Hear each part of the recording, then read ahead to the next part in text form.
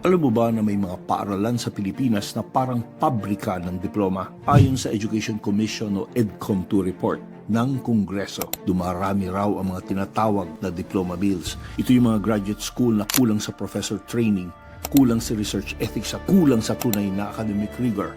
At ang masakit, dito nagmumula ang maraming nagtuturo sa ating mga bata. Sabi nga ni Dr. Carol Marquis ng EDCOM2, maraming teacher education programs ang nagsasanay ng guro ng mabilis pero mababaw. May mga graduate school na nag-aalok ng degree sa napakaikling panahon batay lamang sa sinasabing life experience o sa kapalit na mataas na bayad.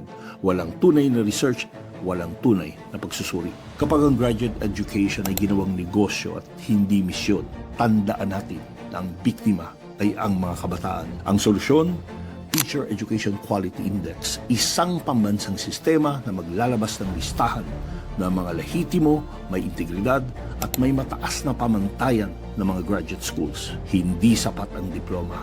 Ang mahalaga ay ang dangal at disiplina ng pinagmulang paaralan. This is Mr. Education, naniniwalang ang kalidad ng guro ay kalidad ng kinabukasan.